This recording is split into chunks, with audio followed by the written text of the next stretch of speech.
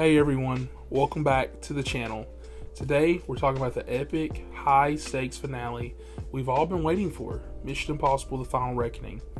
And let me tell you right now, this movie is an amazing time at the theater. From start to finish, I was fully locked in. This is everything I want from a Mission Impossible film.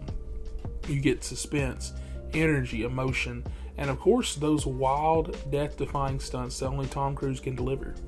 And trust me when I say this, there are stunts in this movie that they didn't even tease in the trailer, and this time around, they learned from Dead Reckoning Part 1 and held back some of the best stuff for the actual viewing experience, which I've been seeing Tom Cruise say a lot in interviews lately.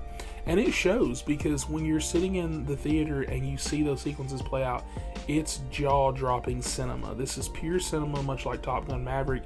This movie reminds you why the big screen matters. Now, I wouldn't say this is a top 3 Mission Impossible film for me, but they've all been pretty good. But it's definitely up there. It's not quite on the same tier for me as Ghost Protocol or Fallout or even Rogue Nation, but man, it is close. It ties so well in the Dead Reckoning Part 1 that watching them back to back excites me when this hits physical release, because I just feel like that's going to be a blast. This truly is a part 2, and it pays off a lot of what was set up in the first half. It pays off of the franchise, honestly. And as for the story, I loved how it ended in a way that felt complete, but is at the end. It leaves that back door slightly cracked open. Like if Tom Cruise finishes Top Gun 3 or that rumored Days of Thunder sequel and he wants to come back, he can. But if not, this was a perfect and beautiful send-off. Let's talk about the cast and characters a little bit without spoilers. Angela Bassett makes a surprise return, and I won't spoil the role that she is playing technically, but she delivers in every single scene. This is a seasoned cast firing on all cylinders, and you can feel that. Everyone gets a moment, the crew shines, the chemistry is just as strong as ever. The pacing had a few stumbles for me, I feel like towards the beginning, but it's just a little lag then and maybe in the middle. But that major final fight is definitely one of the best in the entire franchise. It's legit top 3 final showdowns for me. It's intense, emotional, and incredibly satisfying. And my main critiques of the movie, honestly, is the villain. I'm still not in love with Gabriel and the whole AI God thing set up. And that's where this movie kind of loses me still, because I just don't love them as villains.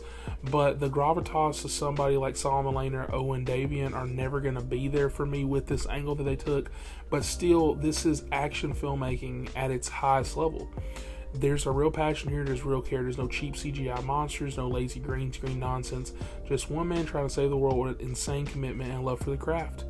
So my final verdict, I'm going to give Mission Impossible: The Final Reckoning a strong 9 out of 10. It's thrilling, it's heartfelt, and it's what movie theaters were made for. Let me know what you thought in the comments, and where does this one rank for you in the franchise?